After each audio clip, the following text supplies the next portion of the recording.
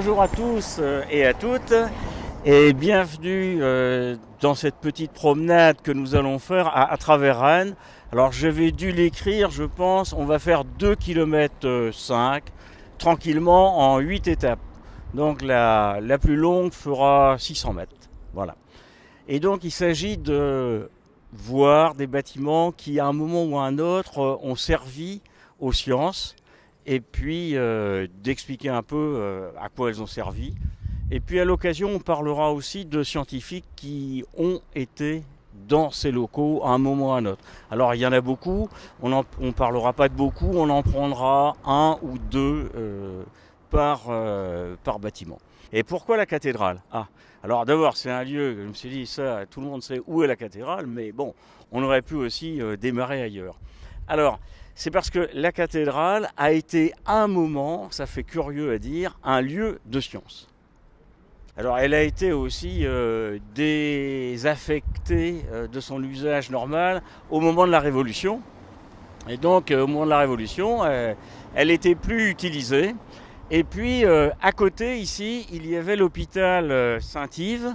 Et dans l'hôpital Saint-Yves, il y avait des chirurgiens qui avaient eu le droit, dans les années 1700 et quelques, d'installer une école chirurgique. Voilà le nom exact. Donc ils formaient les chirurgiens. Et pour former les chirurgiens, ils faisaient des cours d'anatomie, de la dissection, pour parler clair. Et ces dissections, elles avaient lieu à la Tour-le-Bas, qui était dans les remparts, les anciens remparts de la ville de Rennes, alors à côté de la rue des Fossés. Alors il y avait 146 marches pour y aller quand même, c'était très inconfortable, ils ne voulaient plus en faire. Et donc en 1803, ils ont décidé, en plus c'était à côté de Saint-Yves, de faire les dissections en haut de la tour, voilà, là-haut. La tour sud, alors il n'y avait plus qu'une centaine de marches, et puis les dissections se faisaient là dans des conditions assez épouvantables comme vous pouvez l'imaginer. Alors voilà donc pour la cathédrale, voilà pourquoi j'en ai parlé. Alors le concordat a fait qu'on a rendu la cathédrale à son usage, et donc en 1813, ils sont allés ailleurs. Et donc ça a tourné dans la ville. Alors ça fait curieux de faire ça en hauteur, mais il y avait une raison, c'est que il n'y avait pas de congélateur, pour parler brièvement. Donc il fallait quand même que ce soit en hauteur et bien aéré, et que ce ne soit pas dans la rue que ça sente. Donc vous voyez là-haut, là vous imaginez. Voilà. Donc voilà pourquoi il y avait un petit côté scientifique à la cathédrale que je voulais vous montrer. Alors il y a un autre lieu, alors là plus ancré dans les sciences, dans le coin, c'est ce que l'on appelle l'artillerie. Alors l'artillerie, c'est le bâtiment qui est ici, qui est encore appelé, enfin qui s'appelle toujours l'artillerie, c'est écrit dessus, on le voit au-dessus de la porte. Alors c'était un bâtiment qui a servi d'hôtel de ville avant 1700, etc., qui a servi aux États généraux de Bretagne. Les nobles du Parlement de Bretagne logeaient là, c'était leur hôtel quand il y avait une session du Parlement. Ça a aussi servi à Coulon et Condorcet qui ont été logés là quand ils venaient travailler à Rennes. Alors pourquoi travaillaient-ils à Rennes, ces deux scientifiques? Eh bien parce qu'ils faisaient les relèvements géologiques et puis géographiques pour imaginer un canal qui relierait la Mayenne et la Vilaine. Alors ça a été avancé puisque les plans avaient été tracés. Alors quand ils venaient travailler là-dessus, parce qu'ils étaient responsables ils étaient experts aux canaux en France, aux voies navigables et canaux. Et donc ils venaient là, ils logeaient là. Alors ce bâtiment ensuite a eu un autre usage bien plus important.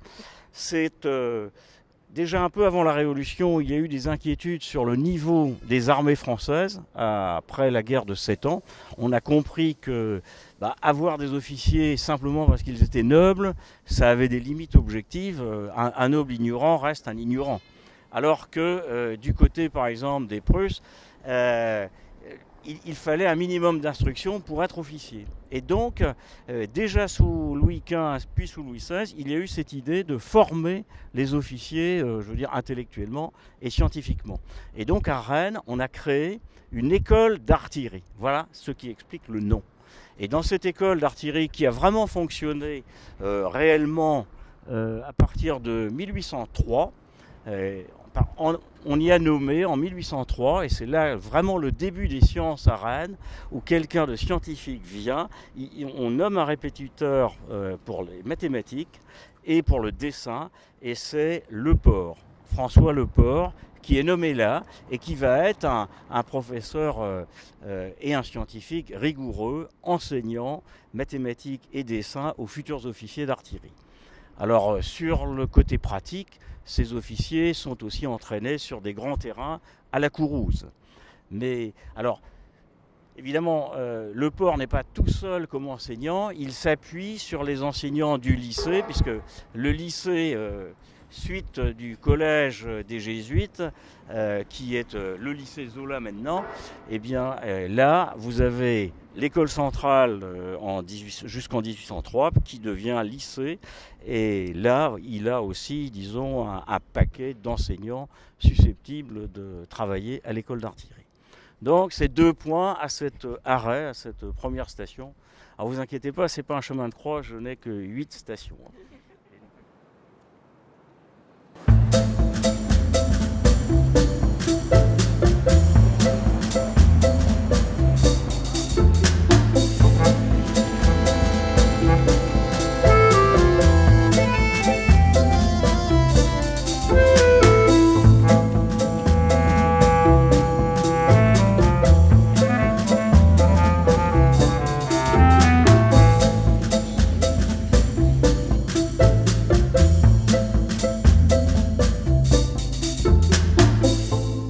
Nous sommes là devant un bâtiment, un hôtel particulier qui est l'hôtel particulier d'Eurobien. En 1699, la famille d'Eurobien achète à une autre famille noble cet hôtel particulier.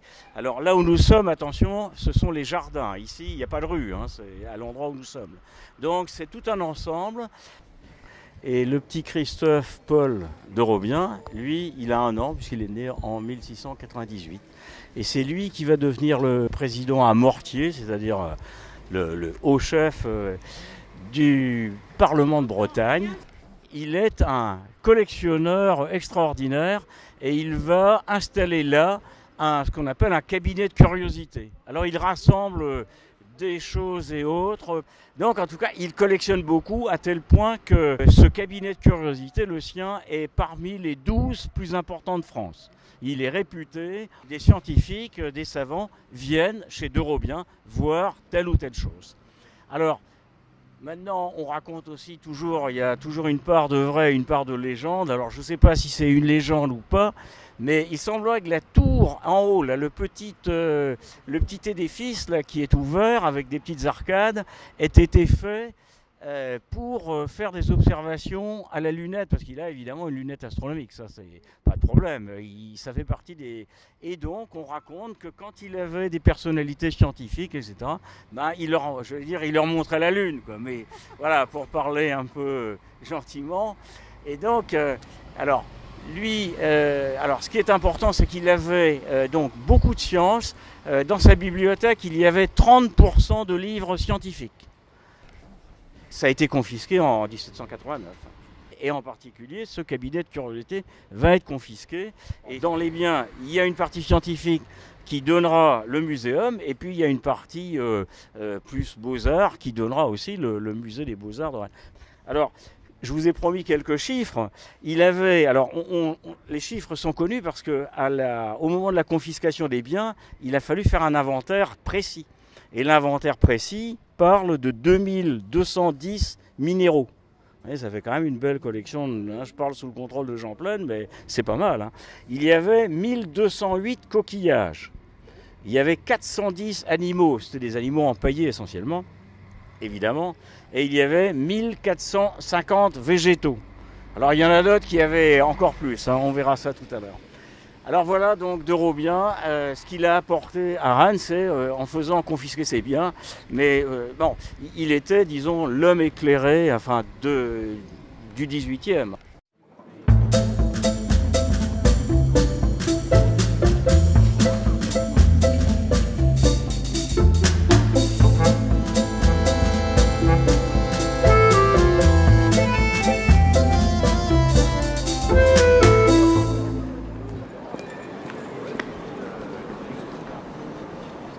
Alors, on va s'arrêter un petit moment. J'ai dit l'hôtel de ville pour qu'on ne se perde pas. L'époque dont je parle, c'est moitié hôtel de ville dans la partie qui est au sud ici. Et ici, la partie nord, c'est ce qu'on appelle le présidial. Alors le présidial, pourquoi? Parce qu'il y a là le palais, palais de justice, le tribunal de justice, etc. Au moment où Rennes souhaite avoir une création d'une faculté des sciences, c'est-à-dire en 1838-39, ce sera effectif en 1840, eh bien dans les négociations, comme toujours avec l'État à l'époque, pour obtenir cette faculté, alors c'est compliqué, je ne vais pas détailler plus que ça, mais en tout cas à un moment l'État dit bon bah, vous êtes bien gentil, vous voulez ça, mais qu'est-ce que vous nous donnez pour que ça puisse se faire? Alors il y a des négociations, et évidemment dans les négociations, même si la ville a déjà pensé construire, etc., un bâtiment, on en reparlera aussi. En tout cas, sur le coup, on dit oui, mais maintenant, là, demain, là, si on vous fait la fac des sciences, là, elle va où? Et la ville dit, eh bien, à la place du tribunal, on va envoyer le tribunal place du Parlement, là-bas. Et puis là, vous aurez, pour la faculté des sciences, ben, vous aurez le premier étage. Là va s'installer donc en 1840 la faculté des sciences. Alors il y a aussi l'école de médecine qui va s'installer. Alors elle va avoir derrière ce qu'on appelle la niche, là il y a la chapelle de l'hôtel de ville, et donc l'école de médecine va se mettre là. Alors dans ce premier étage, la faculté s'installe. Alors il y aura un laboratoire pour j'allais dire les chimistes, mais en fait il y a un chimiste. Et il y a un grand amphithéâtre. Alors le grand amphithéâtre, c'est l'actuel bureau du maire. Alors la maire ne nage pas dans une énorme pièce, mais le grand amphithéâtre, il faut se rendre compte qu'il y a des fois 11 étudiants. Hein. Voilà. Donc il faut remettre les choses à l'échelle, et les enseignants qui sont nommés à ce moment-là, eh bien ils sont 5. Alors, donc je vais parler de 2 d'entre eux rapidement. Il y a le botaniste, mais il fait tout, hein, zoo et tout, mais j'aime bien dire le botaniste parce qu'il s'appelle Dujardin, donc c'est toujours un peu amusant. Alors Dujardin est nommé, et à la fois donc prof de zoologie, botanique, etc. Et puis il est, en même temps, il est le doyen. Il est le doyen de cette faculté des sciences. C'est quelqu'un qui a une bonne réputation scientifique. Ses travaux vont être importants. Alors il est un peu difficile de caractère, et il ne tiendra comme doyen que 2 ans. Mais par contre, il restera à enseigner et à faire de la botanique. On lui doit en particulier une amélioration du microscope. Il va fabriquer ce qu'on appelle un éclairage, l'éclairage du jardin, qui permet d'améliorer le grossissement et la visibilité des microscopes. Alors il est très habile, il faut dire qu'il est fils d'horloger à l'origine, donc, et il est le premier à découvrir par exemple comment est fabriquée une cellule.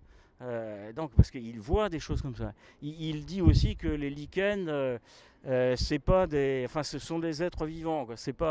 Il découvre beaucoup de choses comme ça. Alors, il a un petit souci en plus, donc il est un peu difficile avec ses collègues. Pourtant, ils sont que 5. Et il a aussi un autre ennui beaucoup plus sérieux, c'est que il n'est pas du tout apprécié, c'est le moins qu'on puisse dire, par Brosset de Saint-Marc, qui est l'évêque. Et donc, l'évêque va dire et va se plaindre du fait qu'il répand des idées contraires à la doctrine. Et donc, il y aura... Non, ça ne va pas changer, non, il y aura... Bon, et l'Église, donc, il y aura une intervention contre lui. Il sera obligé de faire un peu amende honorable, mais ensuite, le ministère reconnaîtra que, scientifiquement, il a raison. Alors, il va continuer à être actif en recherche, et il habite au bout de la rue Saint-Hélier.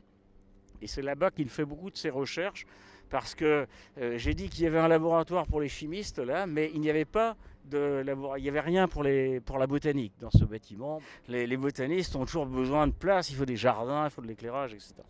Et le pauvre du jardin n'a pas de jardin. Alors le second personnage dont j'ai parlé, c'est Faustino Malaguti. Alors lui, c'est le chimiste. C'est le modèle en fait de l'intégration telle qu'on peut la rêver, quoi. Donc il est né en 1802 ou 3 en Italie. Donc il passe un diplôme de pharmacien dans les États pontificaux à l'époque. Et puis il immigre, il vient en France. Et puis il va être, je dirais aujourd'hui, ingénieur chimiste parce que c'est aux manufactures de Sèvres. Et puis il se marie à une Française, donc, et il arrive ici en 1840. Alors il s'installe comme chimiste. Alors lui aussi a un caractère un peu, enfin disons un peu frappé, quoi. Donc il s'installe là. Et donc son laboratoire donne derrière, donc dans ce qu'on appelle la rue de l'Horloge, c'est une des fenêtres qui est derrière ce premier étage, mais à l'arrière. Et donc il fait des manips dans tous les sens, si bien qu'il y a de sérieuses pétitions dans le quartier, parce que pour arrêter un peu ce qu'il est en train de faire, quoi, parce qu'il n'est pas spécialement odorant, voilà. Il est intéressant comme personnalité parce que tout de suite, il va vouloir que les sciences soient mises au service de l'économie. Maintenant, on parlerait comme ça, quoi. On dirait, oui, il veut faire de l'innovation, quoi. Il veut être dans son siècle. Mais c'était il y a 2 siècles, et lui, il en faisait. Et puis, il ne faisait pas que du baratin à la télé, il n'y a pas de télé. Mais il va, par exemple, écrire un livre, un traité de chimie agricole pour les classes élémentaires. Et il va contribuer à la diffusion des engrais, par exemple, et de l'amendement d'utiliser le merle, par exemple, pour amender les terres bretonnes, etc. Donc on peut dire qu'il est un grand contributeur au point de vue économique pour la Bretagne, pour l'agriculture bretonne. Il est aussi expert dans le procès Gégado. Vous savez, Gégado, c'est celle qui faisait les gâteaux. Et donc, Malaguti va être expert pour, dans les cadavres, détecter l'arsenic. Alors, Malaguti, il deviendra, ça doit être 53-66, donc ça fait 13 ans quand même, il sera le doyen de la faculté des sciences. Et puis, il deviendra ensuite, en 66, il arrête d'être doyen parce qu'il devient recteur de l'académie. Oui, c'est pour ça que je disais que c'était quand même un sacré parcours. Alors, il fait aussi, parce que quand je dis qu'il fait tout, c'est quand même pas un leurre. En dehors d'écrire des livres style traité agricole, etc., il fait des cours des cours de chimie pour le grand public. Il fait des cours du soir. Et il fait, alors c'est légendaire, il fait le samedi après-midi pour et c'est important à Rennes le samedi après-midi, parce que qu'est-ce qu'il y a le samedi après-midi? C'est la suite du marché des Lys. Et donc pour les paysans qui sont venus au marché des Lys, il fait des cours de chimie à usage agricole, encore, tous les samedis. Voilà. Et alors il y a une phrase de lui qui est assez amusante, c'est qu'il dit je ne sais pas comment sont les Bretons, mais ils ont un truc, c'est que quand ils viennent, ils écoutent, et il n'y a pas un mot. Ils écoutent. Donc apparemment il a marqué les esprits aussi. Alors on va franchir une troisième étape, mais je vais un peu la commenter ici. L'hôtel de ville a été mis provisoirement à disposition de la faculté des sciences. Alors on est en France, en Bretagne, mais en France aussi, et donc le provisoire va durer 15 ans. Puisque c'est en 1855 qu'enfin il va y avoir une construction pour la faculté des sciences. Et donc en 1855, la faculté va déménager. Et pendant à peu près 2 ans, Malaguti va refuser de déménager. Quand je vous disais qu'il était un peu dur de l'oreille. Parce que c'était trop loin. C'était trop loin, c'était boueux et tout. Alors vous allez voir là, méfiez-vous, vous avez des bonnes chaussures, c'est pas si boueux que Malaguti nous disait. Alors ici, je voulais quand même vous montrer une chose, c'est le dessin qui est sur ce mur. C'est un instrument scientifique. Alors, il n'est pas comme les autres, voilà. Effectivement, c'est pas un cadran solaire au sens habituel du terme. C'est ce qu'on appelle un analème ou une méridienne.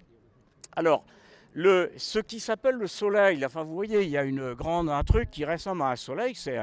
Alors, au milieu de ce soleil, il y a un trou. Alors, de là où on est, on ne le voit pas, mais c'est pas très grave. Il y a un trou au milieu, et donc, quand il y a du soleil, il n'y en a pas pour l'instant, évidemment, la grande plaque de cuivre là fait de l'ombre, et au milieu vous avez un point lumineux. Alors qu'est-ce que c'est que ce dessin là? Alors ça a la forme d'un 8. Alors pourquoi ça a la forme d'un 8? Et avec un trait vertical au milieu. Le Soleil tourne autour de la Terre. Alors normalement, si tout était nickel, eh bien, il ferait ça en 24 heures tous les jours. Et donc, à midi, eh bien, il reviendrait au même endroit dans le ciel. D'accord? Il reviendrait à midi tous les 24 heures. Et donc, l'ombre d'un trait, d'une barre comme ça, si c'est bien porté, le sud est vers là, eh bien, l'ombre arriverait à midi sur le trait vertical qui est là. Et donc, le point lumineux serait quelque part sur le trait vertical. Alors en fait, le Soleil, il ne marche pas de façon régulière, c'est pas Jupiter, hein, donc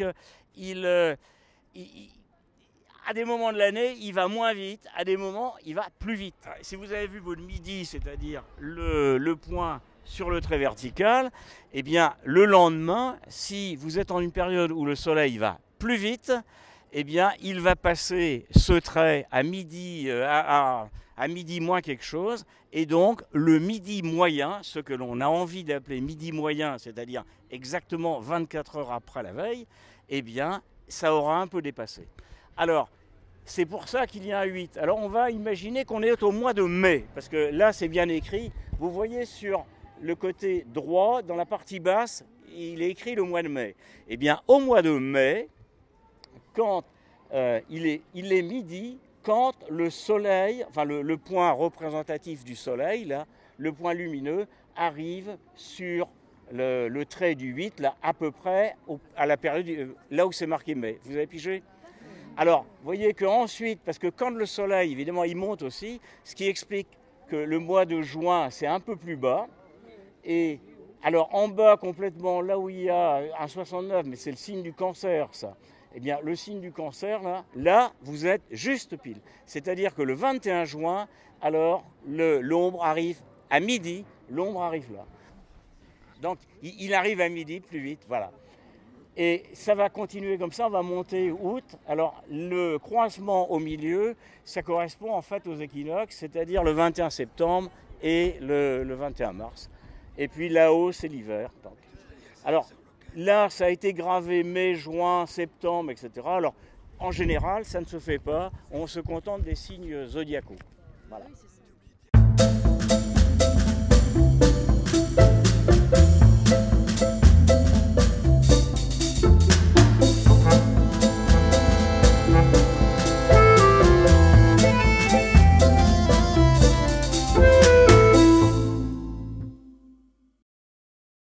La ville et l'État ont donc décidé de construire un bâtiment digne de ce nom qui va s'appeler le Palais universitaire. Et ce Palais universitaire, il doit donc abriter la fac de lettres qui existe. La faculté de lettres existe depuis 1838 escalité. Elle avait été créée en 1808, mais personne n'avait compris. Donc en 1838, elle est vraiment là. Il y a aussi la faculté de droit qui existe, elle aussi. Et donc, nouvelle, en 1840, il y a cette faculté de sciences. Et donc, en 1855, ces trois facultés vont arriver dans le palais universitaire que vous voyez au fond là-bas, qui maintenant est le musée des Beaux-Arts. Alors, l'école de médecine est là aussi, enfin vient là, et puis les locaux du rectorat. Alors, ça fait beaucoup de monde, ce qui fait que les scientifiques vont tout de suite dire finalement on n'a pas beaucoup plus de place qu'au présidial. L'une des raisons qui effrayait Malaguti disait on va quand même pas aller de l'autre côté des ponts. Voilà. Et alors il faut quand même imaginer, vous verrez sur les photos que je montrerai tout à l'heure, que la Vilaine vient d'être rectifiée. Avant, la Vilaine zigzaguait. Et ce palais est construit sur le quai qui va s'appeler le quai de l'université. Donc vous voyez, donc la ville rectifie le cours de la Vilaine pour le mettre en ligne droite, construit un quai sur lequel passent les bus là, qui s'appelle le quai de l'université, ce qui est logique, puisque là, c'est le palais universitaire. Alors, donc il va s'installer là. Alors il n'y a pas beaucoup plus de place, il y en a quand même un petit peu plus. Et donc ça va être les premières collections. Alors là, on récupère justement des éléments de la collection de d'Eurobien. Tout à l'heure, j'ai parlé de 2210 minéraux. Et bien, ils vont arriver là. Et puis, les géologues vont être très collectionneurs à l'époque aussi. Et il va y avoir vraiment un travail de collection qui va se faire. C'est la période aussi de géologie où on étudie tous les systèmes géologiques. On va retrouver les animaux empaillés aussi. Il va y avoir une collection pour la zoologie. Alors les parents pauvres vont être la botanique. Et là, ils vont rien avoir de plus. Alors, donc 1855, ça ouvre. Et puis dans les années 1860 ou 70, la cour intérieure qui avait été faite en cour intérieure, elle va être recouverte. C'est Martelot qui va recouvrir cela. Et puis ça va permettre justement aux collections d'être sous les verrières. Ce bâtiment, donc, c'est vraiment le siège d'une faculté qui se développe. Et la faculté des sciences va être là donc de 1855 à 1896. Alors Siraudot va être doyen de 1869 à 1894. Les sciences à l'époque sont souvent mêlées, donc il est géologue, mais il est aussi paléontologue. Disons que les sciences ne sont pas si marquées, enfin les distinctions de disciplines. Alors, Siraudot est important parce qu'il va faire des fouilles au Mont-Dol, il va fouiller le Mont-Dol et il va introduire des méthodes plus scientifiques qu'avant pour fouiller, c'est-à-dire qu'il va faire de véritables relevés, quoi. Et il va constater qu'il y avait des mammouths. Et il va dire aussi qu'il y avait l'homme quaternaire, il va parler d'homme quaternaire. Et donc là aussi, il va se heurter à un phénomène, un problème, c'est qu'il est en train d'expliquer que l'homme existait avant les 6000 ans de la Genèse. Et donc, ça crée un problème. Brosset de Saint-Marc, il va être archevêque pratiquement pendant 40 ans. Et donc, ça crée des problèmes et il va y avoir des polémiques, en particulier avec un abbé, c'est l'abbé Amar. Et il est aussi, il est paléontologue, géologue, etc. Et donc, il y aura des polémiques sévères entre les deux. Alors voilà, Siraudot.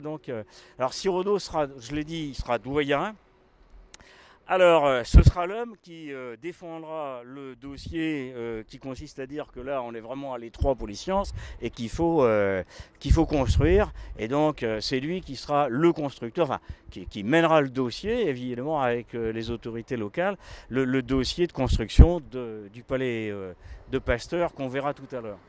Alors, autre personnage que j'aime bien, donc on l'aime ou on n'aime pas les personnages, il y a Marie Rouault. Alors, Marie Rouault, c'est un homme, alors, parce qu'il s'appelle Mathurin Marie, mais à l'époque c'est très courant.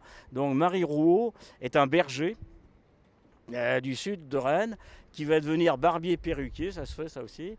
Et puis c'est surtout un passionné de coquillages, de cailloux, tout ce qu'il trouve, les ammonites qu'il trouve partout par là, il collectionne. Et il va se faire une réputation de collectionneur telle qu'il sera reçu à l'Académie des sciences. Et puis il va ramener tout ça. Donc il y a des collections de Marie Rouault, elles existent encore, Jean. C'est un homme qui il est autodidacte, il est collectionneur, autodidacte, géologue. Et donc la ville va créer un emploi de conservateur pour qu'il soit quand même qu'il puisse vivre, parce que son métier de barbier perruquier là, ça c'est pas très bon. Il doit décéder en 1881, je crois. Mais il est en procès avec la ville parce que autant il était excellent collectionneur, apparemment il était très mauvais gestionnaire. Voilà, alors Marie Rouault, c'est ça. Alors, troisième personnage, là, et après j'arrête parce que sinon on peut mettre 30 personnages. C'est François Massieu, que j'aime beaucoup, parce qu'il n'a pas, alors que les deux autres ont des noms à Rennes, lui, on l'a complètement oublié. Alors, François Massieu est un ingénieur, mais là aussi, il a une multitude de casquettes, et il est géologue aussi, il vient remplacer Durocher. L'un des premiers géologues, évidemment, comme son nom l'indique, c'était Durocher. Donc, suite à Durocher vient Massieu. Alors, François Massieu, donc, c'est un polytechnicien, ingénieur des mines, évidemment, et puis géologue. Alors, il va beaucoup s'impliquer dans la vie de la ville de Rennes. Il va être pendant 18 ans conseiller municipal. Et à l'époque, il ne fait pas que siéger au conseil municipal. C'est-à-dire qu'il mouille sa chemise. C'est lui qui va faire, avec un collègue, il va faire les relevés, par exemple, depuis la rivière Loisance et Minette, là, du côté de Fougères, les relevés géologiques et puis topographiques pour ramener l'eau. La première canalisation d'eau de la ville de Rennes qui amène l'eau à Rennes, ce qu'on appelle Rennes 1, mais ce n'est pas l'université, hein, c'est la canalisation Rennes 1, qui arrive au réservoir des Galets. Là. Eh bien, c'est lui qui a fait le tracé avec un collègue. Pendant les 18 ans où il va être au conseil municipal, il va faire tout pour faire que l'eau arrive, donc ça c'est fait, et il va être aussi, en 1896, il y aura de l'égout, et les égouts, c'est lui aussi. Et puis les bains-douches, ça va être aussi lui. C'est l'homme de l'hygiène dans cette ville. Et c'est malheureux, on l'a oublié. Alors il va partir en 1894 ou 95, il sera appelé à Paris parce qu'il est en même temps, alors oui, c'est vraiment c'est un polyvalent, hein. Il est en même temps, il s'intéresse beaucoup au chemin de fer. Il y a un procédé qui a duré, un système de freinage dit système Massieu. C'est lui qui a fait ça aussi. Donc il a vraiment tout fait. Et il finit donc contrôleur général des chemins de fer en fin de carrière. Voilà.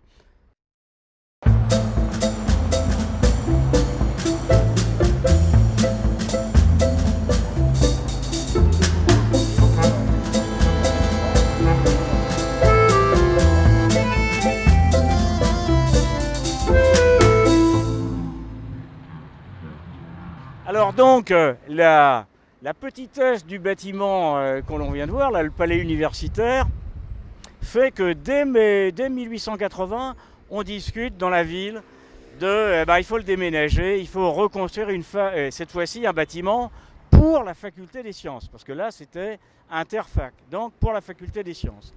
Et il y a divers projets, en particulier de faire des annexes.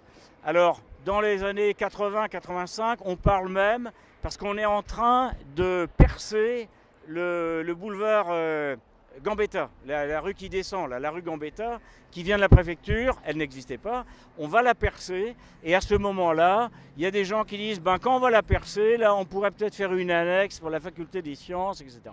Et puis, à l'époque, ou alors ailleurs, etc. Enfin, ça se discute beaucoup. Et le maire de l'époque, un grand maire à Rennes, c'est Le Bastard. Et Edgar Le Bastard va dire ça va les trucs, là, il dit pas ça comme ça, mais je traduis. On fait un grand bâtiment pour la faculté des sciences, et puis c'est bon. Hein. Et donc, il va dire où est-ce qu'on fait ? Alors, il y a plusieurs lieux qui sont évoqués. Et puis, ici, il se trouve qu'il y a ce qu'on appelle les écuries de Viarmes. Alors, je vous montrerai les photos. Donc, là, il y a des écuries de Viarmes. Alors, plus loin, il y a la gare de Viarmes, parce qu'il y a le train qui va à Cesson, d'ailleurs, le train d'Ille-et-Vilaine, quoi. Et là où vous avez Magdeleine, là, c'est une caserne. Et là aussi, il y a des choses en bas, là. Et donc, le Bastard va dire, allez hop, on fait. Et donc, c'est Marteneau qui va faire ce bâtiment. Alors, c'est l'architecte de la ville de l'époque. Alors, les scientifiques vont se voir attribuer ce bâtiment. Alors, ils avaient demandé un truc simple fait pour les sciences, et donc ils vont râler. Alors, il y a des phrases assez jolies qui disent « on n'avait pas besoin de statues ni de colonnes, nous on avait besoin de fenêtres avec des lumières. Résultat, il n'y a pas de lumière. » Enfin, ils sont mécontents. Alors là, donc, c'est tout de suite trop petit.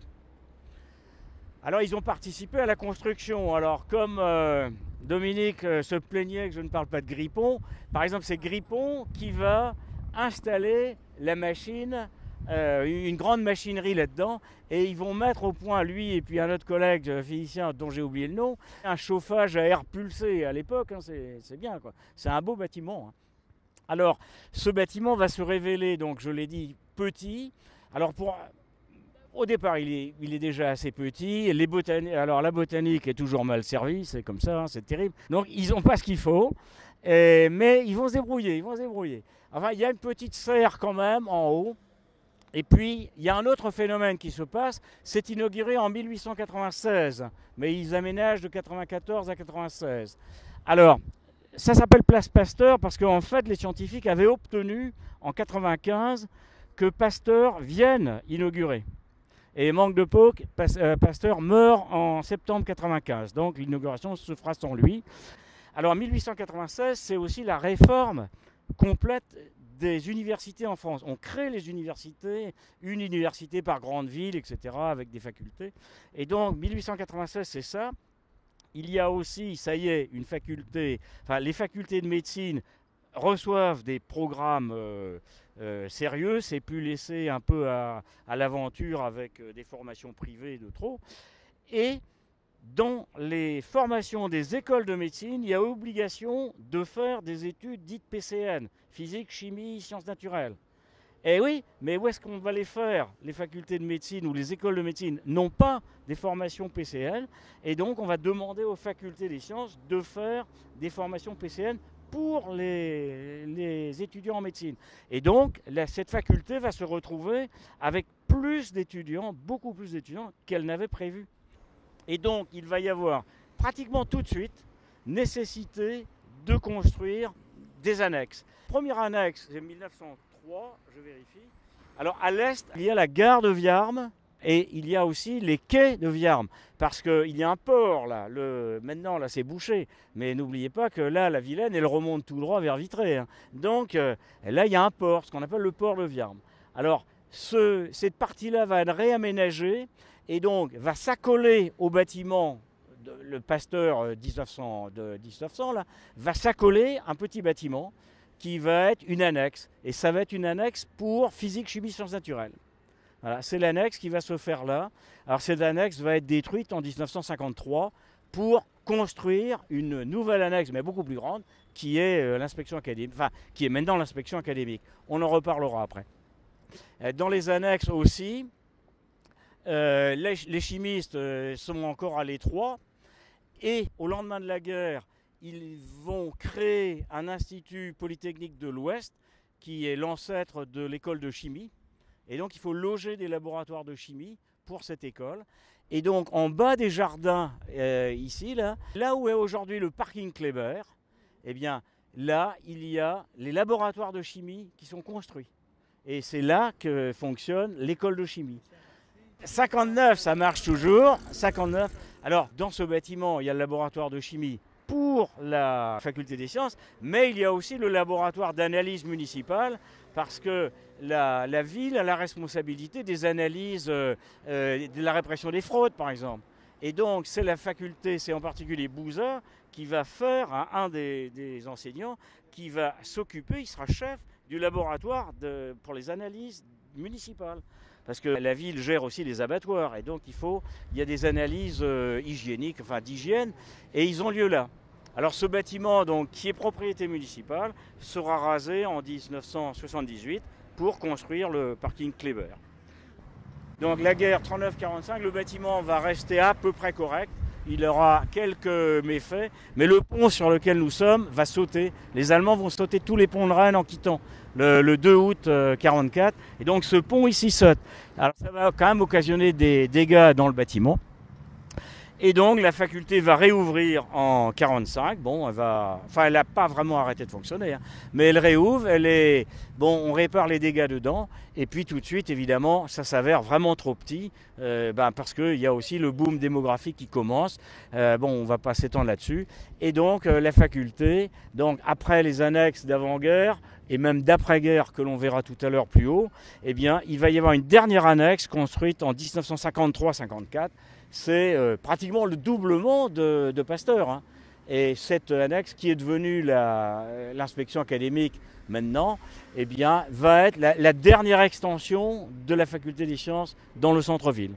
Et puis, pour terminer là-dessus, en 1960, il faut encore chercher d'autres annexes parce que c'est encore trop petit. Et là aussi, il y aura un peu à l'image de Le Bastard en 1888. Il y aura Fréville, le maire, et puis Le Moyle, qui était doyen et recteur, vont dire, bon, et on ne va pas continuer avec des bouts de chandelle comme ça. La faculté des sciences va partir sur Beaulieu. Quoi. Voilà. 1898. Alors Jules Andrade est nommé là professeur de mathématiques. C'est un polytechnicien, bon polytechnicien, bon prof de maths. Et il y a à l'époque l'affaire Dreyfus.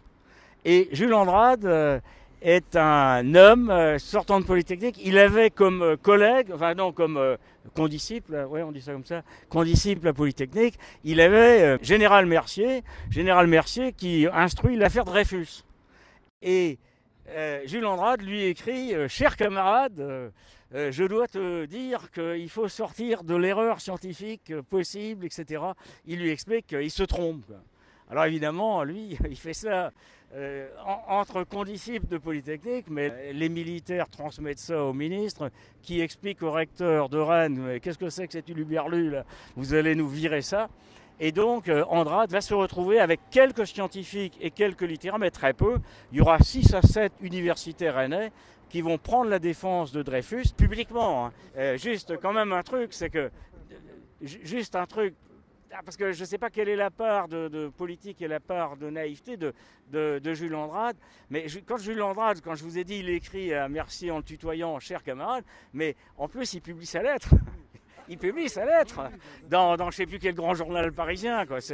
Mais parce que ben voilà, il le pense réellement que l'autre se trompe, quoi. Et un polytechnicien qui se trompe, c'est grave. Et donc un autre polytechnicien, voyant un polytechnicien qui se trompe, il doit l'alerter. Et c'est ce qu'il fait. Et donc, mais le recteur est lui aussi alerté. Et donc il va y avoir, il va être dans ce comité de très peu d'universitaires, hein, ils sont 7. Hein. À un moment, en tout cas, ils sont 7. Bon, on peut pratiquement tous les citer. Parmi eux, d'ailleurs, il y a Victor Bache qui va justement créer la Ligue des droits de l'homme à ce moment-là aussi. Alors, Jules Andrade, il doit habiter rue d'Entrain. Il y a des manifestations d'étudiants et d'élèves contre lui, parce que des lycéens, etc., ils viennent casser ses fenêtres, distribuer des tracts. Donc, dans l'histoire, sur les 7, il va être le seul à... En tout cas, celui qui paiera le plus, puisqu'il va être non pas limogé, parce que c'est qu'un Limoges n'est pas très loin, donc il va être nommé où on pouvait le plus loin possible, c'est-à-dire à Montpellier. Il va être nommé à Montpellier. Alors ensuite, bon, il passera à Besançon, etc. Donc Jules Andrade, c'est l'affaire Dreyfus. Alors le Chartier, lui, va être le doyen. Alors le Chartier, c'est un chimiste.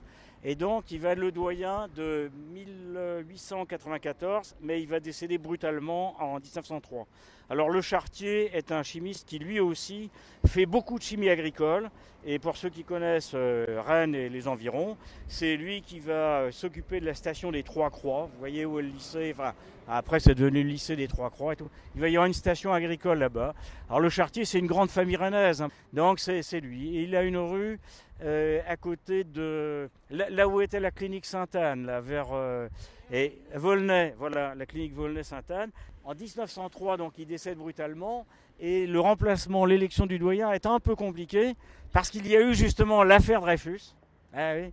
Et comme il y a eu l'affaire Dreyfus, le ministère à l'époque n'a pas envie qu'il y ait n'importe quel doyen. Alors, surtout que je vous ai dit, les doyens ici, ça dure, hein, 25 ans. Hein, donc, il vaut autant qu'ils soient bons républicains. Alors, on trouve des lettres assez marrantes sur certains sont bons républicains, d'autres mauvais républicains et tout. Voilà comment le recteur s'exprime. Et c'est Georges Moreau qui va être élu. Georges Moreau est un physicien. Et lui, il va rester doyen jusqu'à 1935, je crois. 35. Et il va avoir 35, c'est-à-dire il va être doyen très très longtemps. Il est considéré comme un bon doyen, vraiment un gestionnaire. C'est lui qui va faire les extensions que l'on va voir tout à l'heure, enfin qui va les initier. C'est lui qui va initier aussi ce que j'ai appelé l'IPO, l'Institut Polytechnique de l'Ouest, qui avait vocation à être un grand Institut Polytechnique, malheureusement de l'Ouest, c'est-à-dire Nantes et Rennes. Ne sortira de là qu'une grande section de chimie qui donnera naissance à l'école de chimie et une section de mécanique, mais qui sera à Nantes. Et c'est elle qui donnera, cette section de l'IPO donnera naissance à l'école nationale supérieure de mécanique, l'ENSM, qui est devenue l'école centrale de mécanique. Et tout ça, c'est Moreau qui initie ça. Alors Moreau, il doit aussi faire une dernière chose, avant qu'on monte plus loin, c'est qu'il gère la guerre 14-18. Alors la guerre 14-18, ça veut dire quoi? Ça veut dire énormément d'enseignants et d'étudiants qui sont mobilisés. Et puis, il doit assurer quand même des cours. parce que même il y a quand même quelques étudiants qui restent. Donc il faut assurer des cours, et donc il va lui en assurer pas mal. Et puis il fait venir aussi, y compris des retraités et tout, qui reviennent, et des gens. Et alors, il faut aussi que dans ce bâtiment, il accueille des lycées en fonctionnement. Alors pourquoi accueillir des lycées? Parce que les lycées de Rennes sont, eux, transformés en hôpital militaire. Donc les lycées, les lycéens, lycéennes qui sont là, eh bien, elles sont accueillis là. Alors une dernière figure quand même. Alors, je la fais là? Non. Si. Non, hein, on avance. Non, bah attends, il y a 2-3 trucs à dire encore. Ah bah alors vas-y alors. Nulle part. En fait, quand on regarde ce bâtiment, la science moderne à Rennes est née là. C'est-à-dire tous les laboratoires qui maintenant, à Beaulieu ou ailleurs, ont des développements internationaux, ils sont tous nés ici. C'est pour ça qu'un certain nombre d'entre nous sont très attachés à ce bâtiment. Deuxième chose, c'est pas la fac dentaire. Regardez ce qui est écrit. C'est écrit Faculté des sciences. Troisièmement, Jacques n'en a pas parlé, mais vous irez voir quand vous irez vous promener les médaillons qui sont là. Il y a toute une brochette de grands scientifiques. Et alors, dernière chose sur laquelle je voulais insister, par rapport à l'affaire Dreyfus, il y a un physicien dont Jacques n'a pas parlé parce qu'il n'a pas eu le temps, qui s'appelle Pierre Weiss, faisait partie des 3 scientifiques de Pasteur qui étaient Dreyfusards. Jacques a parlé des 7 Dreyfusards. Il y a eu des manifestations avec 7000 étudiants anti-Dreyfusards et antisémites. Donc vous voyez, là c'était vraiment un lieu historiquement extrêmement daté au niveau de Pasteur. Voilà. Oui, il ne faut pas oublier que Rennes était considérée comme une ville de cornettes et de képis. Ouais, c'était vraiment calotin.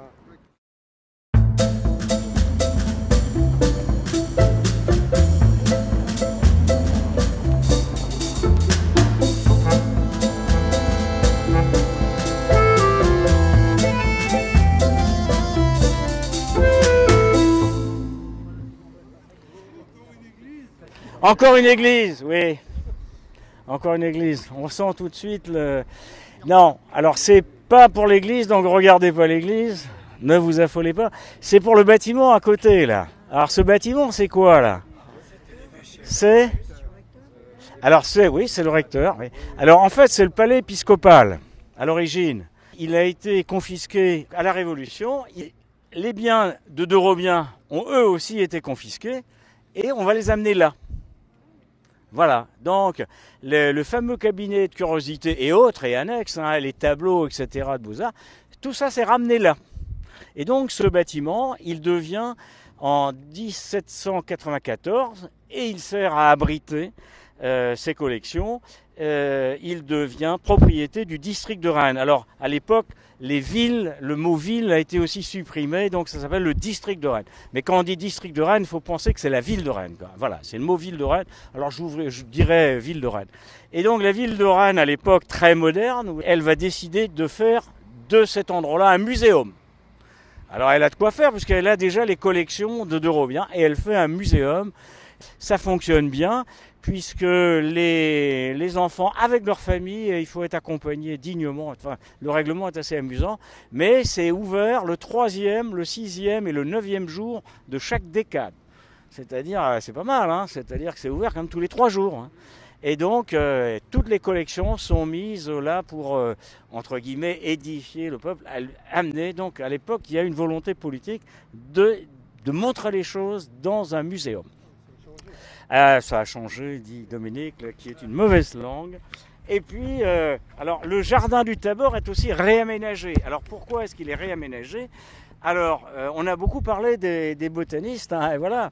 Et c'est-à-dire qu'à l'époque, parmi les enseignements, le programme des lycées, puisque les lycées viennent d'être créés en 1803, donc dans les programmes des lycées, sous la Révolution, il est dit qu'il faut un cours de botanique. Et pour faire un cours de botanique, il y a à Rennes un professeur qui est déjà là, en place, il s'appelle Danton, mais avec un H à Danton. Hein. Et ce professeur Danton va donc, il a besoin d'un jardin pour expliquer et tout. Et on a imaginé de faire ce jardin dans la cour du lycée là-bas, dans à Zola actuellement, et puis ça s'avère pas intéressant. Le district de Rennes, la ville de Rennes, lui dit donc, et aménagé donc dans le jardin de l'épiscopat, mais le jardin de l'épiscopat, c'est le Tabor, hein, finalement. Et donc, Danton va aménager un jardin, et puis c'est un autre grand personnage qui va arriver lui succéder en 1808 ou 9, je sais plus les dates, c'est Deuglan. Bon, là aussi, c'est pour un botaniste, c'est pas mal non plus de s'appeler Deuglan. Et donc, Deuglan va être le réaménageur du Tabor. Donc, la roseraie, etc.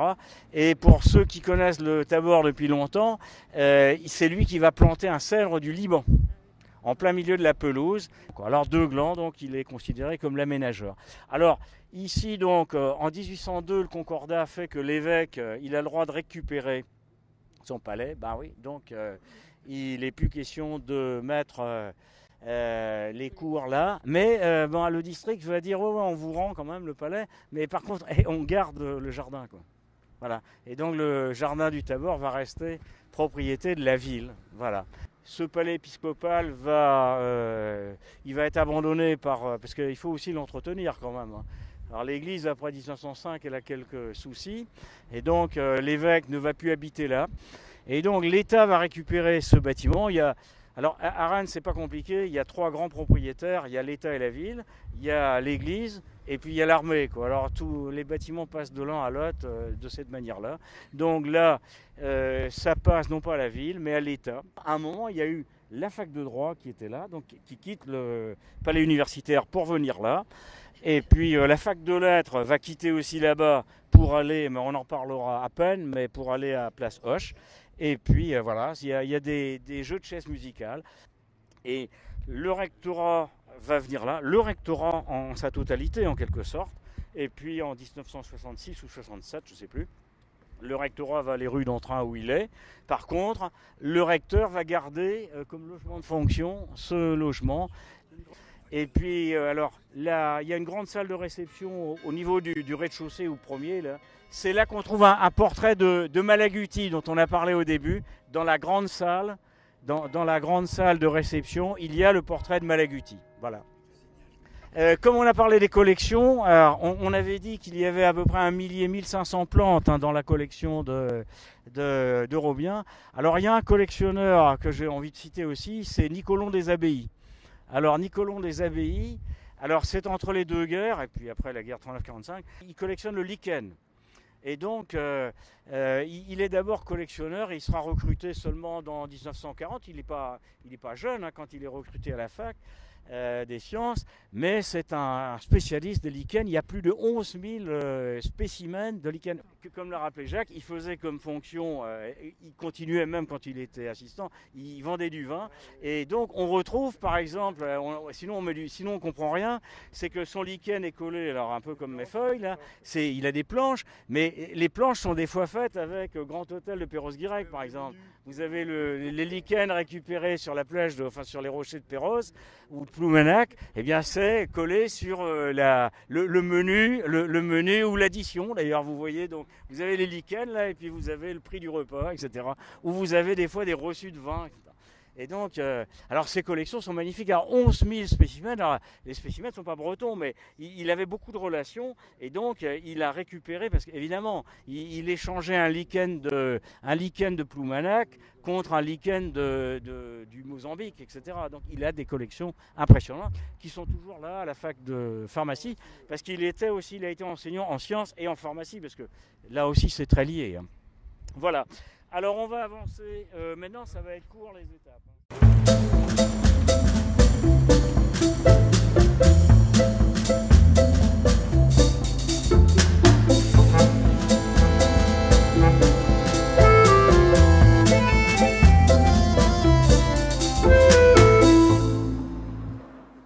J'ai dit à Pasteur que Pasteur avait tout de suite éprouvé le besoin d'avoir des annexes. Alors, Donc la première 1903, la deuxième 1923, c'était pour les chimistes. Et donc les mal logés, mal nantis de l'époque, c'était les sciences naturelles et les sciences, enfin au sens large, c'est-à-dire bio, géologie et botanique et zoologie, etc. Et donc on imagine dans les années 20 un institut, enfin un groupe d'instituts divers pour faire un grand. Alors ça s'imagine autour du jardin du Tabor. Et puis on imagine un institut de géologie, un institut de botanique, un institut de zoologie, etc. Bon, on imagine tout ça. Et puis le plus avancé au point de vue préparation, c'est l'Institut de géologie. Et l'Institut de géologie, c'est Carford qui porte ça. Carford c'est le prof de géologie, voilà. Et puis, il meurt brutalement en 1927. Et donc le projet, il l'avait déjà avancé pas mal, sous l'impulsion en particulier de Moreau, dont on a parlé tout à l'heure. Et donc Carford meurt brutalement et il est remplacé par Yves Milon. Et Yves Milon va prendre le dossier en main. Et c'est un homme qui ne traîne pas. Et il va sortir des cartons ce bâtiment, enfin il va faire sortir ce bâtiment qui est l'Institut de géologie. Alors c'est un bâtiment moderne pour l'époque. Alors il est aidé pour ça à Paris, il reçoit l'appui comme quoi le monde est toujours petit, il reçoit l'appui du directeur de l'enseignement supérieur de l'époque en 35-36 sous le front populaire, c'est Jacques Cavalier. Alors Jacques Cavalier était chimiste avant d'être administrateur, brillant administrateur, et il a été chimiste à Rennes en 1898. C'est pour ça que le monde est petit, donc il a quitté Rennes rapidement, mais il n'a jamais oublié Rennes. Et Jacques Cavalier fait partie des 7 qui défendaient Dreyfus quand il était à Pasteur. Alors Jacques Cavalier, il est aussi le fils du secrétaire particulier de Gambetta. Alors qui s'appelait La Pipe, ou enfin, Pipe en bois, voilà, Pipe en bois, qui a été conseiller municipal de Montmartre, etc. Voilà, il était le fils de Pipe en bois, et donc Jacques Cavalier va fortement appuyer la construction de ce bâtiment, et donc ce bâtiment va être, là encore inauguré, occupé en 1937. Alors, c'est vraiment le chef de la géologie à l'époque, c'est incontestablement Milon. Alors, il a fait des salles de collection magnifiques qui sont maintenant à Beaulieu. Jean pourrait nous en parler pendant longtemps, il ne veut pas. Mais les vitrines, elles sont transportées à Beaulieu maintenant, parce qu'au moment où la construction de Beaulieu s'est faite, il y a là-bas de quoi loger les géologues. Donc, on transporte tout ça là-bas, et ce 10 bâtiments qui se retrouvent libérés, puisqu'il n'y a plus besoin de géologues, ils sont à Beaulieu. Et donc ce bâtiment va devenir, et est toujours, l'administration de Rennes. C'est le bâtiment de la présidence de Rennes. Alors, quand il a été construit, Yves Milon, qui a beaucoup de relations, il a un copain. Son copain, il s'appelle Mathurin Méheux. Et il dit à Mathurin Méheux, putain, si tu me faisais des... et donc Mathurin Méheux va faire, alors j'ai plus le chiffre exact, mais je crois que c'est 23 tableaux magnifiques. Et ces tableaux-là, ils sont intéressants parce qu'ils décorent donc les salles de géologie, et donc ils sont en rapport avec ce qu'il y a. C'est-à-dire qu'au-dessus des vitrines de granit, on va trouver j'ai peur de dire des bêtises sous l'œil averti des autres, là. Mais sur les vitrines, on va trouver les ardoisiers, pas les ardoisières, mais les goémoniers de Ploumanac, etc.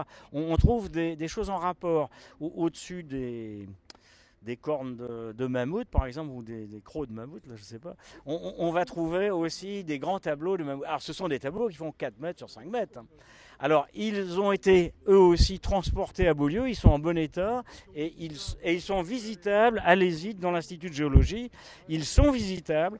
Alors, mais on vous le dira sûrement parce que les gens sont compétents, mais je vous le dis quand même, on peut être choqué quand on les voit là-bas. On se dit, tiens, c'est marrant le tableau, là, il y a un creux ici. Et ils l'ont découpé. Alors en fait, c'est parce que quand il a été fait ici, il était au-dessus d'une porte, par exemple. Donc le tableau, ici, ça se comprenait qu'il soit découpé de telle ou telle façon. Mais on trouve c'est magnifique. Alors Yves Milon, donc, il est géologue, il est le bâtisseur de ça. Il va être doyen de la fac de sciences de 1940 à 1949. Et il va se retrouver, il est résistant, et il va être maire de Rennes de 45 à 53. Alors, la géologie lui a servi pour ses actes de résistance pour 2 raisons, mais j'en reparlerai ailleurs parce que je vous ferai une surprise hors science tout à l'heure. Mais ici, on sait que des résistants ont logé, enfin, ont été là, et en particulier sous les collections de cailloux, il y avait aussi des choses à cacher, quoi. Donc, ils cachaient beaucoup de choses. Et donc, alors, pour l'anecdote quand même, j'en donnerai une autre dans un autre lieu, mais pour l'anecdote, en 1940, quand l'occupant arrive ici, on lui demande de collaborer. Et il dit, on lui demande de travailler pour les Allemands, quoi, parce que les Allemands ont des soucis, y compris de géologie. Et il va dire, moi, écoutez, je continue à assurer mes cours, mais il est hors de question que je travaille pour l'occupant. Donc, non. Et puis, il va être en contact avec des résistants, et il va expliquer ça. Il est bon dans les relations, et puis les types vont dire, mais non, il faut que tu travailles pour eux. Parce qu'en fait, en tant que les Allemands, ce qui les intéresse, c'est que lui, il aille faire sur le terrain des analyses, des prélèvements, des études de géologie. Et pas n'importe où. Parce que l'un des soucis des Allemands, en particulier autour de Brest, mais aussi autour de l'Orient, c'est où ils ont énormément de militaires, c'est comment font-ils s'il y a des ennuis, s'il y a ce qui va devenir des poches. Donc il faut qu'ils aient en particulier des ressources d'eau. Et donc ils ont besoin de géologues pour étudier de près les ressources d'eau. Est-ce que dans la région c'est autosuffisant, etc. Il faut, quand on se prépare à faire un camp retranché quelque part, il vaut mieux savoir si on est dans un truc où au bout de 15 jours il n'y a plus de flotte, quoi. Et donc il va être l'un des Bretons qui a l'autorisation, il a un no-choix, c'est ça, un laisser-passer pour entrer dans toutes les zones où c'est interdit, quoi. Et lui, il rentre avec son vélo, et puis ses cartes derrière, et puis ses dessins, voilà. Et puis, il ne fait pas que les relevés du sous-sol, il fait aussi... et donc, il va transmettre, par exemple, les rampes autour de... sur l'aéroport de Lannion, par exemple, où ils ont aménagé des trucs pour essayer de tirer vers les Vénins. Bon, lui, il va les relever, et ils vont comprendre assez vite vers où ça va.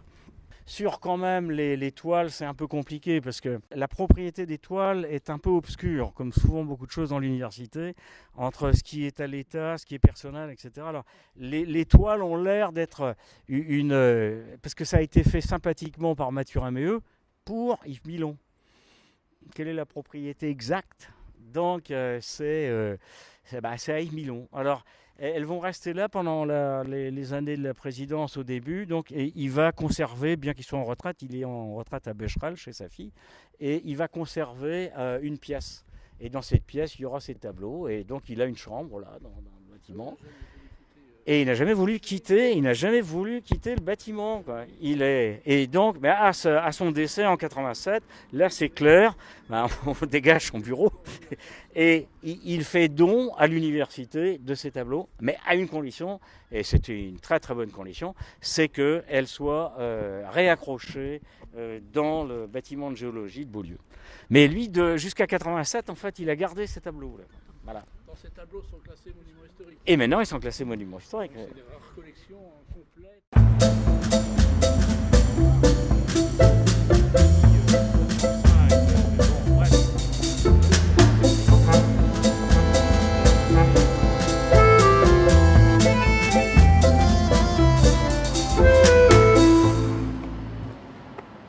J'ai évoqué tout à l'heure les histoires d'annexes, d'instituts. Alors il va y avoir un deuxième institut que l'on verra tout à l'heure, mais j'ai préféré m'arrêter ici. Alors ça, c'était le séminaire, le grand séminaire. Ça a été aussi 1905, tout le monde connaît. Ça a été annexé par l'État, comme on dit, ou confisqué, bref. Donc la fac de lettres va s'installer là, elle va y rester jusqu'à 1968. Alors ce bâtiment, évidemment, vous avez bien compris qu'il n'existe pas à l'époque. Celui-là, il date des années 1990. Donc le grand séminaire transformé en faculté des lettres, il est là. Et puis, les botanistes dont on a beaucoup parlé depuis le début, du jardin, lui, il faisait son jardin rue Saint-Hélier. Depuis, il n'y a jamais vraiment ils n'ont jamais été bien servis. Alors en 1901, la faculté des sciences obtient de la faculté des lettres le moyen d'installer un jardin expérimental. Et donc le jardin expérimental, il est à la place de ce nouveau bâtiment. Voilà, c'est derrière nous. C'est pour ça que je voulais qu'on s'arrête là. Et en même temps, en 1901, 1902 toujours, donc les botanistes ont aussi quelques locaux dans la faculté des lettres qui manifestement ne remplit pas tout. Donc ici, donc début du XXe siècle, donc ils s'installent là. Donc il y aura le laboratoire de botanique dans la faculté des lettres, on va dire dans les mêmes locaux, et ce fameux jardin. Alors c'est un grand jardin expérimental. Alors il y a, puisqu'on a dit qu'on parlerait aussi des personnes, parmi les botanistes de l'époque, il y a l'un d'eux, c'est le plus célèbre, c'est Lucien Daniel que Jacques vient d'évoquer. Alors Lucien Daniel est le botaniste de ce début de siècle. C'est un expert de la greffe. Greffe des plantes, il greffe tout. En plaisantant, il fout une laitue sur un salsifis. Bon, j'exagère peut-être quand je dis ça, mais il arrive à tout greffer. Mais il greffe beaucoup. Alors il croit aussi, d'ailleurs, il sera mêlé un peu. Voilà, il est lysenkiste avant l'heure et il est mêlé avec les botanistes russes. Bon, bref, mais il y croit. Hein, c'est pas du tout. Lui, il manipule pas. Il croit à cette théorie. Alors, il va se retrouver aussi impliqué dans autre chose. C'est qu'il s'occupe beaucoup de la vigne. Alors, à l'époque, c'est le problème du phylloxéra. Et donc, sa théorie, c'est que on garde les pieds et puis on greffe. Enfin bref, on peut dire que c'est un Breton qui a sauvé la vigne, y compris en Bourgogne, puisque c'est lui qui va expliquer ce qu'il faut faire pour sauver la vigne. Alors simplement, ce qu'il fait n'est pas tout à fait conforme aux intérêts des Américains. Comme quoi, même avant le CETA, il y avait quand même des problèmes déjà. Et donc, comme ça n'est pas conforme à ce qu'il fait, on va lui faire une espèce d'entourloupe en 1908. Alors on publie un article qui défonce toute sa théorie dans le Times à Londres et on l'écrit, mais et lui il a aussi un autre article qui passe dans le même journal, c'est un peu compliqué ce que je dis, mais donc sa signature laisse penser que c'est lui qui a écrit l'autre article. Et il a beau faire des dénégations, etc., c'est l'affaire du Times, voilà. C'est l'affaire du Times en 1908. Et manifestement, on sait depuis que c'est les grands lobbies américains qui avaient un peu manipulé l'information. Parce qu'il y a une erreur de colonne dans sa signature. Bref, on lui fait signer des trucs qu'il n'a jamais écrits. Alors Lucien Daniel, donc c'était quelqu'un... Il était d'abord prof au lycée. Il a fait sa thèse avec Gaston Bonnier. Gaston Bonnier, c'est le grand chef de la botanique. Et puis, qu'est-ce que je dis encore de Lucien Daniel? Il a, alors c'est le drame de sa vie, il a un fils unique qui commence une thèse avec lui et qui doit d'ailleurs la finir avec Gaston Bonnier. Et son fils est tué à la guerre en 1914. Et donc, la thèse du fils sera soutenue par Gaston Bonnier lui-même à titre posthume. Voilà, Lucien Daniel, c'est un personnage. Alors, tout à l'heure, l'Institut de géologie a été construit en 1937. Donc, les botanistes sont ici avec leur jardin et tout. Et en 1952, on va construire un institut de botanique en propre pour les botanistes. Et on va aller voir, c'est juste à côté, mais c'est plus facile de passer par là-bas, par la rue. Et comme ça, j'aurai une dernière anecdote à vous dire. On a fait le tour, donc vous voyez au fond là-bas la fac, maintenant c'est sciences économiques, c'était la fac de lettres, et c'était les botanistes. Et puis ici c'était leur jardin. Et donc en 1952, c'est une construction Yves Lemoine encore, ici, qui va construire ce bâtiment pour... alors Yves Lemoine c'est l'architecte de la ville en 1952. Donc il construit ce bâtiment qui est destiné aux botanistes. Alors depuis ce bâtiment... les botanistes sont partis à Beaulieu. Ce bâtiment est une annexe du rectorat. C'est les bureaux des services de la construction du rectorat, je crois. Donc, comme quoi, rien ne se perd, rien ne se crée. Alors, si vous le regardez quand même, alors on ne peut pas retourner vers Pasteur, sinon je vais vous épuiser complètement, et moi aussi. Mais regardez-le, pensez que c'est le même architecte qui a construit le quai du Jardin. Vous voyez, le prolongement à Pasteur. Quand on a dit sur les quais, il y avait l'inspection académique, ce qui est maintenant l'inspection académique, c'est le même architecte. Alors voilà, donc ils vont être là. Et puis, alors Jacques Levasseur fait remarquer que on voit quand on regarde les points qui restent accrochés au Pierrail, là, en dessous Académie de Rennes, on voit Institut de botanique, de géobotanique armoricaine. Mais il faut le deviner quand même. Hein. Voilà. Alors voilà, on a donc fait le tour des annexes. Alors, comme je vous avais promis une petite anecdote encore, qui est scientifico-politique. Alors, mais je suis allé juste un tout petit peu trop loin.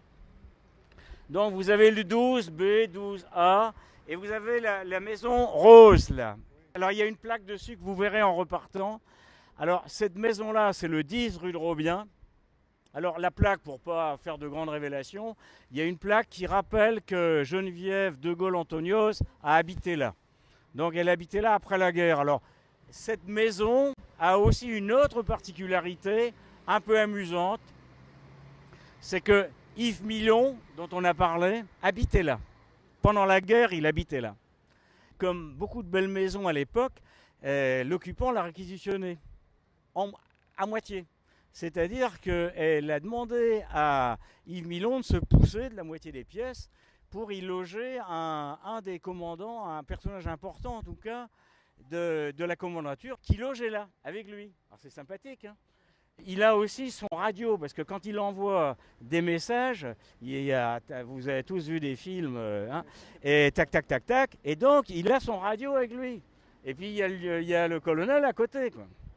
Et puis, mais oui, et donc à un moment quand même, dans le coin, il y a les gognots qui servent à détecter. Et donc le gogno des services allemands, il tac, tac, tac, tac, il tourne, et puis ils arrivent là. Et ils arrivent là, et ils pointent là. Et puis, celui qui voit ça dit « Non, non, là, c'est le colonel, je sais pas quoi, qui habite. C'est bon, là, c'est une erreur. » Et voilà. Et donc, bon, alors ceci dit, quand même, quelques temps après, il y a des gens qui ont réussi à le convaincre qu'il valait mieux quand même donc il va habiter boulevard de Chézy après. Voilà. Voilà, c'était la dernière petite anecdote.